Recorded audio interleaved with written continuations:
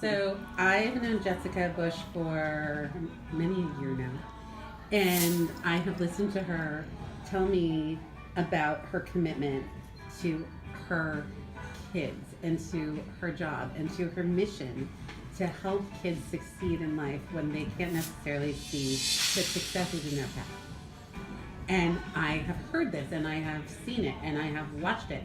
And then I had a chance to actually see it in my home where um, my child was confronted with something that had never confronted him before and didn't think that he needed a tutor and didn't think that he needed help and was gonna soldier through it on his own and maybe he would have made it, but it would have been a longer haul and it would have been harder to do.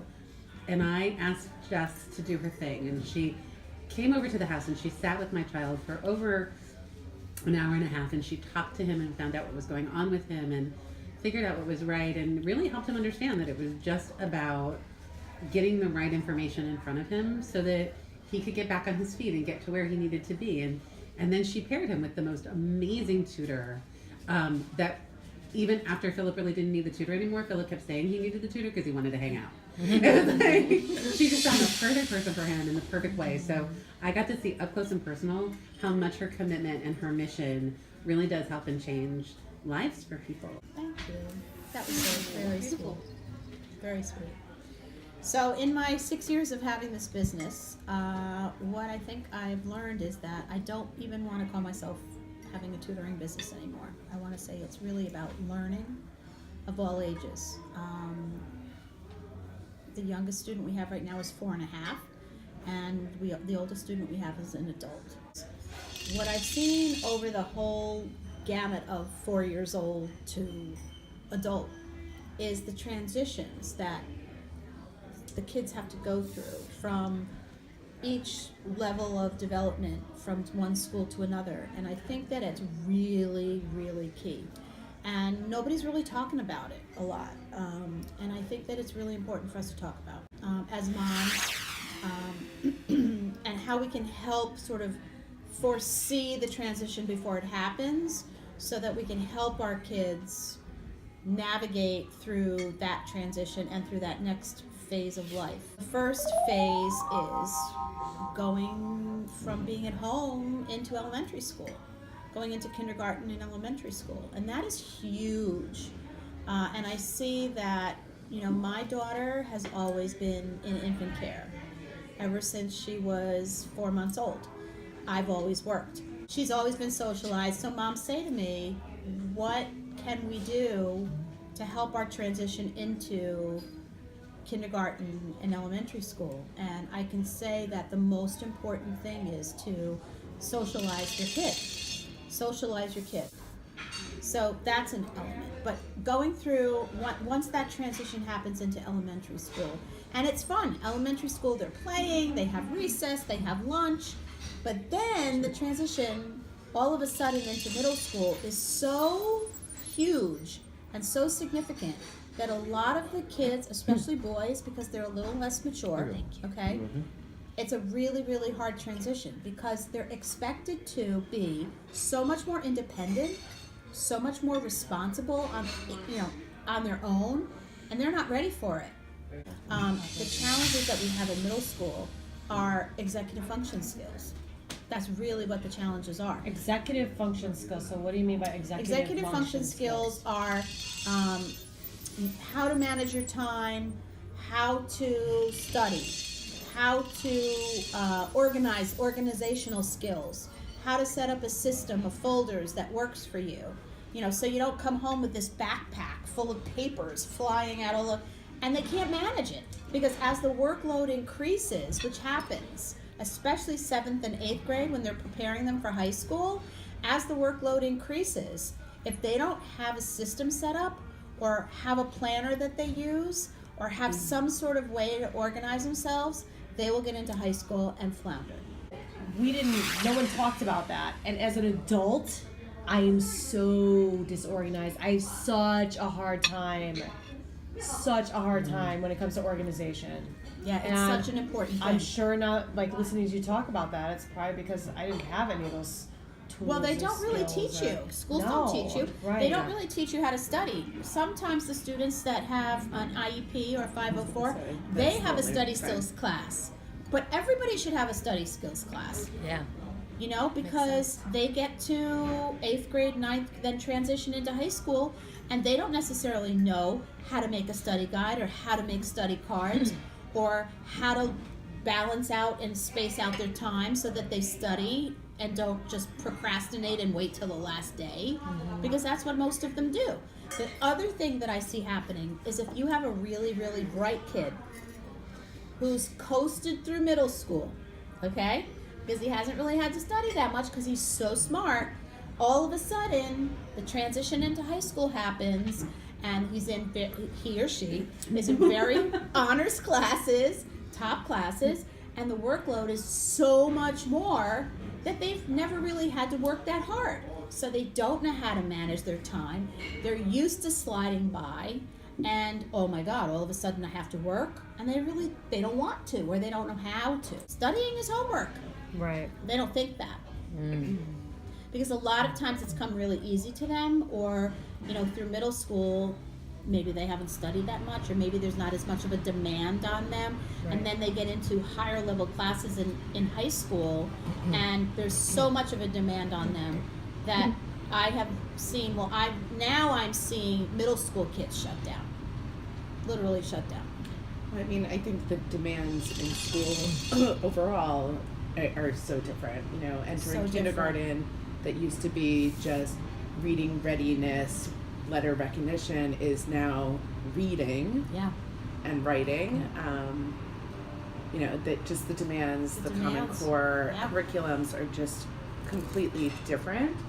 And especially as being parents of children, school is completely different from what we grew up in. You can't compare And it what at we all. did and Yep. what we had to learn, and even the way that we were taught. So I think it's also, parents don't necessarily have the skills They don't. to assist their children in the workload. So as we transition through high school, freshman year, I would say, is the biggest transition, but then once sophomore year hits, the workload increases more. They haven't really started on the whole college process yet. Once the whole college process starts, which really many schools have it as in sophomore year, you take the PSAT. I would highly recommend that in sophomore year, if you have the option to take it, you take it. Then junior year hits. So the most crucial time is that time between sophomore and junior year, because junior year hits, there is so much that they have to deal with. They have to be prepared for that. I just went into a family in Ridgewood where he's a sophomore going into junior year. But what I did was I literally gave him a timeline of what he needs to think about between now and senior year. And because I feel as though the more you know what you have to deal with, you can manage the anxiety and the stress in a much easier way. To me, that's really important. And then the transition as they go through junior year into senior year is also huge. And when I go in to meet with families one-on-one, that's what I talk about. I talk about the transition so that they're prepared for what comes in the next step and in the next transition to prepare, and when they need to start looking at colleges, because everybody waits for the last minute and they think, oh, we have time, and we don't have time.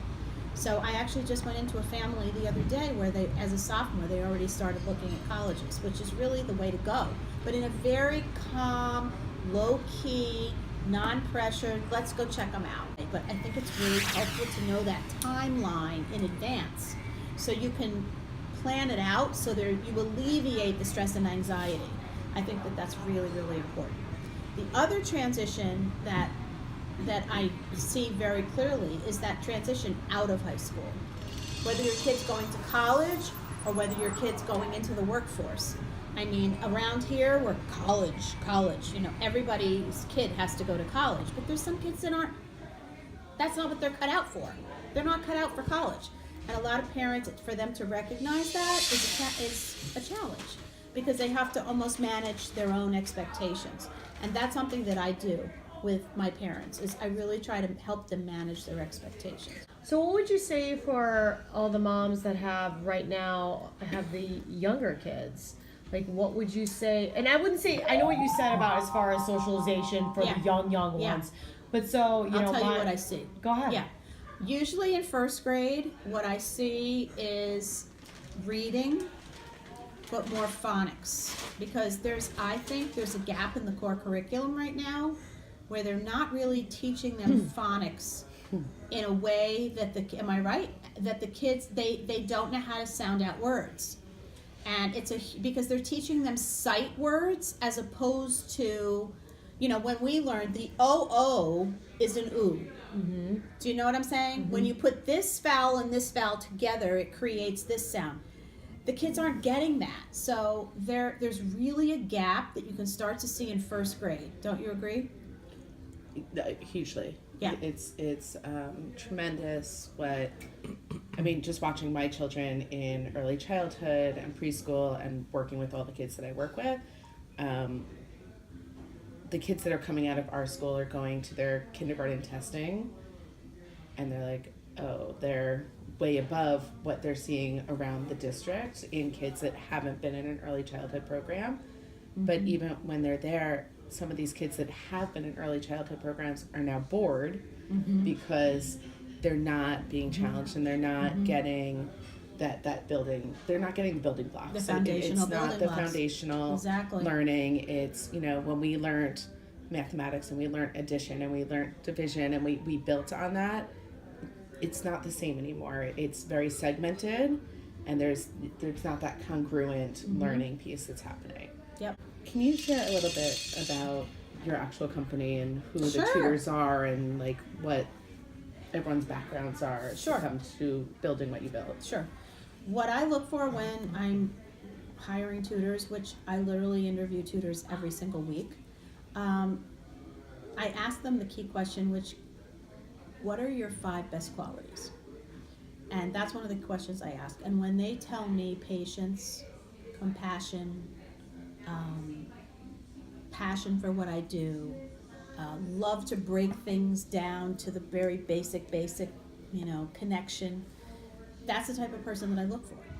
So I was just going to say, those traits that you were talking about, if you don't mind taking just a couple minutes and talking about what I know that you feel very, very strongly about and advocate for is the mental health aspect of all of this. When everybody thinks Yes. of education and tutoring, we're all thinking about grades. And I know from our discussions that the mental health aspect of it is such a huge key component and I was a child's care provider.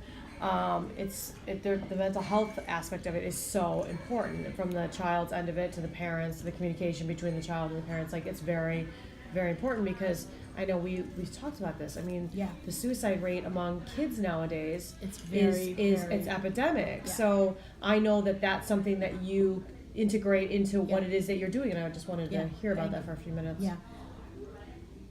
When I come in and I sit with a student, a lot of times I send the parents away, depending upon the age especially.